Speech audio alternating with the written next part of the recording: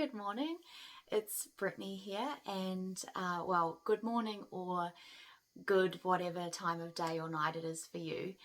I want to make a second part to my video, my most recent video about spirit influence, because I'm not super happy with that video, and I feel like there's a lot more that I could go into and explain and elaborate on and stuff like that. So I want to make a second part to that. But the thing that I woke up feeling this morning most strongly about, that I wanted to talk about, was God and my experience with experimenting with trying to pray for God's love and try to have a relationship with God.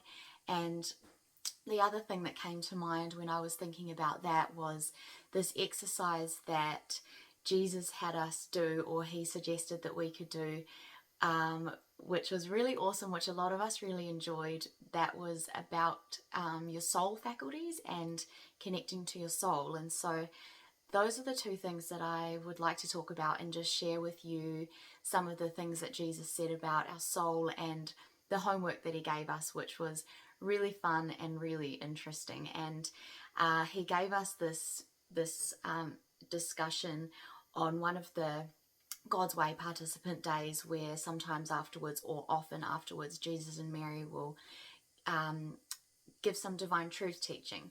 And so, yeah, we were in Jesus and Mary's house in their lounge, and this was part of a big discussion. So this is not the entire discussion, and I won't say everything that Jesus said, but I will just share what he said about the soul faculties and how important they are for us for connecting to ourselves and our soulmate and God. And so, what's a soul faculty? So I googled faculty, and what it said was an inherent mental or physical power. And so to me, like, the soul faculty means it's a thing that your soul can do, or a part of your soul, or a function of your soul. And I was really surprised at the different things that are included in your soul faculties. So I'll list them, because we went through as a group, and sort of Jesus was like, what do you think are your soul faculties? And like, some of them I would have never guessed. And so these are different things that I wrote down from that conversation that are faculties of our souls. So the soul faculties include emotions, longing, passion, desire, personality, character, which is your development in love, your memories, your awareness of yourself, love and truth, which are qualities, soul qualities that you can develop, and faith, humility, creativity, imagination, dreaming, ideas, ability to have a relationship with God, sexual feelings, design, engineering, aspiration, intentions for the future, music. And he said with music, you have an internal tuning mechanism in your soul, which I'm laughing because I just think that's so amazing. Singing, desire, conception, like of plans, planning, potential to change, capacity to give and receive sensations and feelings from and with others, motorized function like dance, play, joy, humor, intuition, life energy, pain, pleasure, mediumship, writing, poetry. And he said words can evoke feelings and memories, which can help you have an emotional release, action, and conscience. And so those are some of our soul faculties. Like, that's not even all of them, but that's what we talked about in that discussion. And Jesus was talking about the importance of exercising these soul faculties in order to develop and open up ourselves and be able to have a relationship with God and our soulmate. And that and something that Jesus has said more recently, which I just thought was amazing, was just, he said that that God has a relationship, a personal relationship with you, based on your individual unique personality and nature. So like, the way that God interacts and relates with me might be different from how, or will be different from how he interacts with you. Or another friend that we know or any of the other children. And so that just really struck me, and it makes me sad even thinking about it, because I haven't been very connected to myself in my life, and that just opened up another whole level of like that being a problem for me, because it's like if I'm gonna have a personal interaction and connection with God, and that's gonna be based on my personality, or there's gonna be ways that he interacts with me that are individual and unique to me because of my personality, that's really important for me to be my personality then. Like, that's really important for me to be myself. And so, yes, so some of the things that Jesus said was that the faculties of the soul are extremely important for your long-term happiness and at one-ment with God and your soulmate. And so we need to look at why we're shutting down ourselves and our souls and all of these soul faculties and not doing them. And he said that the motivation to shut down your soul needs to be addressed immediately, and that there's a desperate need to open up the soul faculties that help us have a relationship with God and our soulmates. And so that also reminds me of another thing that happened in a different conversation with Mary, with a couple of us, when we were doing some weeding outside one day recently, and Mary was saying that you have a moral obligation to be yourself in the world. And because we were talking about, well, Mary asked me what I would be doing if I could just be doing anything, and and I told her, and she said, like, what are you doing that? Like, what are you doing to be doing that? And she was like, we have a moral obligation to be ourselves in the world. And I hadn't thought about it that way. I sort of thought like, oh, it's a choice and it's probably bad that I'm shutting it down and not being myself or whatever. Like, I've been told that that's not good. But yeah, just the way that she said it, she framed it like that, I was like, man, this isn't something that I should be shutting down. It's like important that I be myself, and particularly in relationship to my soulmate and relationship with God and just general happiness, like what Jesus said. So so the homework that Jesus gave that we could choose to do if we wanted to in relation to the soul faculties was to write a list of everything that I do to detune from my soul faculties and being myself, and stop doing that. And to choose 10 soul faculties from the list that we mentioned today and do them. And he said, he was talking about, this is the homework for this week. And I thought he was going to say, like, choose one. But he was like, choose 10 and do them. And I found it really enjoyable. And I think I might have like had a bit of connection to God that week as well. And it was just, it really like, I feel like it really opened up my life a lot that week when I was doing that. And I felt a lot happier and I felt lighter and the atmosphere felt more buoyant. And yeah, it was just a really good experiment. So that's why I'm sharing it. So, and he said, do your passions and long for your soulmate and God, and remember God in these, when you're doing these soul faculty things as well. And yeah, he said to choose to do things that make you feel alive and then bring them into harmony with love. And that we need to learn to have desire and then bring it into line with love.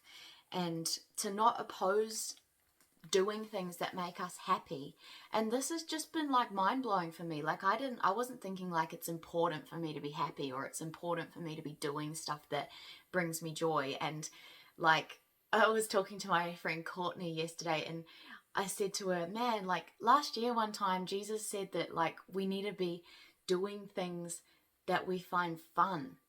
And when he said that, I was like, fun?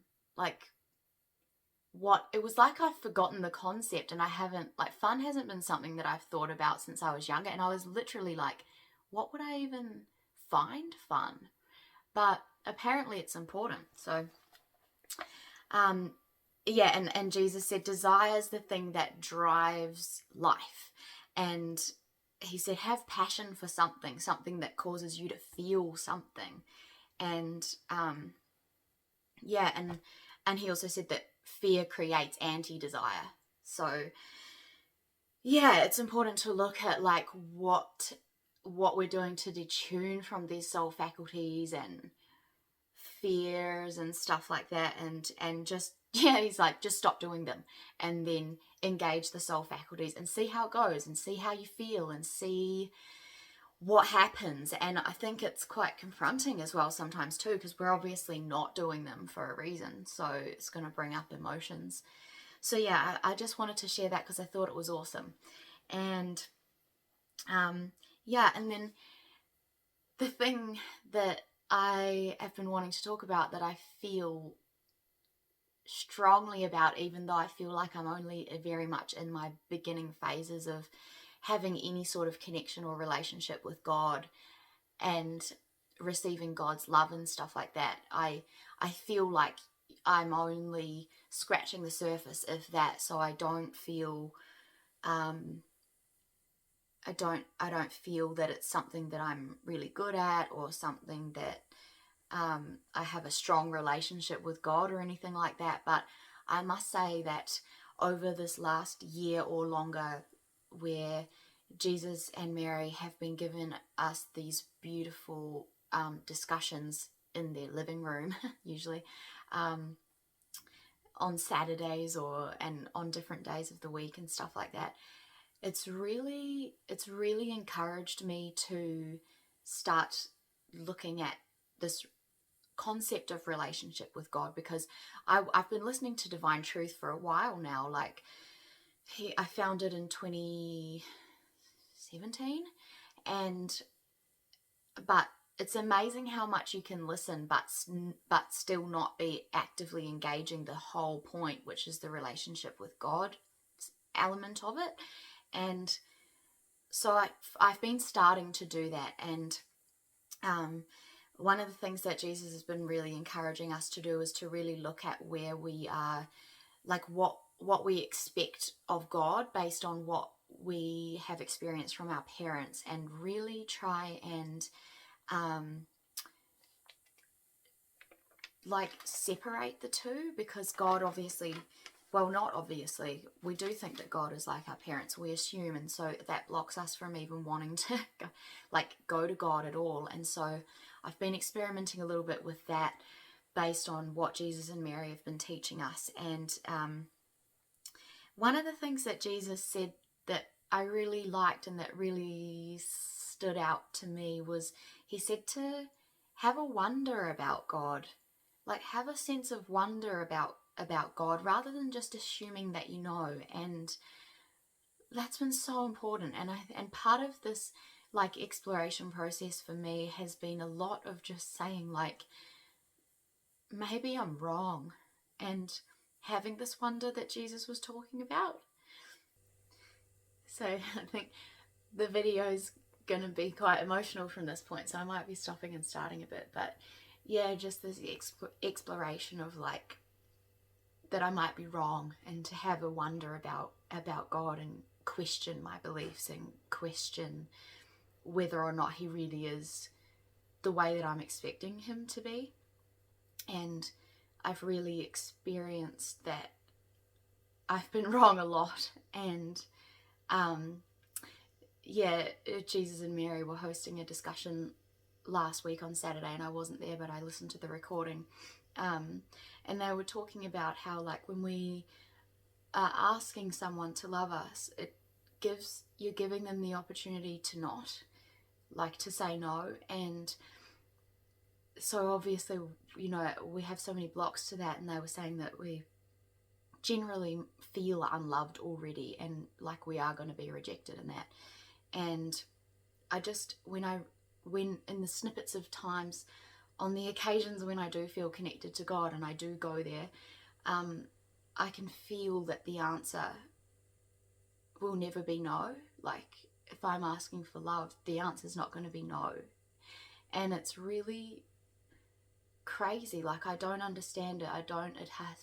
It feels hard to wrap my head around that the creator of the universe wouldn't say no to me and wants a personal relationship with me. And that brings me to sort of, I just wanted to share some of the things that I've found in my personal experience when I do try and connect to God, or feel God's feelings, or ask God for love. And I'd like to share it because I feel like it's an amazing thing, and I would just like to share it with like my brothers and sisters, because I think it's good news that we're basically all wrong about God, and that God is a good thing.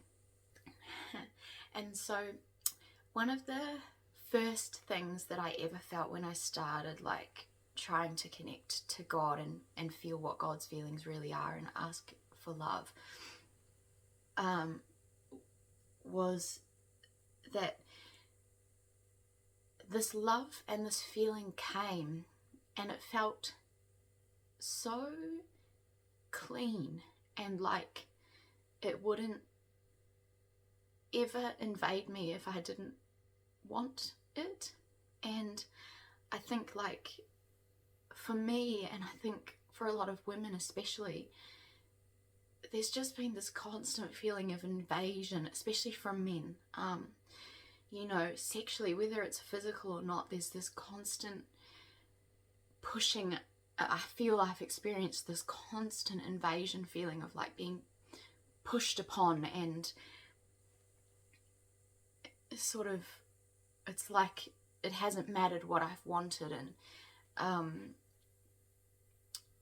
I found this feeling that came from God so it brought up so much emotion for me, and it still does, because I could feel that there's all this love, and it's a big love and a powerful love, but it won't ever impose itself upon me if I don't want it to. And I think that's a big thing, because if we're assuming that God is like the people that we've known and like our parents and stuff like that, like, then we are going to be assuming that God is going to be a forceful and wrathful and sort of like, well, I have that kind of character. And it was just shocking to me that that's not what I felt at all. And I think I also had this feeling like, why like I've had this feeling like, why do I have to do the asking? Like, why do I have to do all the work? It's like you're making me do all the work, kind of thing. But when I had this feeling, and I realized that that's such a loving thing, that we have to want it before he'll give it, because it's just such a respectful thing. Like, it feels like a complete respect of my will, and if I don't want something, it's not going to be imposed upon me. And if I do want something in a genuine way, it will be given. And it's just like, you can see why it's important for us to experience this love from God, because it teaches us what love is and how to be with other people. And yeah, I just feel there are so many benefits to it that I don't even like understand, you know. And so another feeling that I've really felt from God at times is like this, like, he truly wants me to be free. And I know that that's obvious on an intellectual level, because he's given us free will in that, but I don't know if we understand that until we feel it. Like, I didn't. And sometimes I can feel that God wants me to take the route that I want to take, even if that's not the route that would be with him. And it's just mind-blowing. Like, it feels hard to understand, I guess, because I haven't known love, but I can feel that it's almost like he wants to give me all the options and just say, you can do what you want, and you could do this, you could like walk this road with me, or you don't have to, but I want to give you all the opportunities to be happy and to be free and to do your life the way that you want to do it.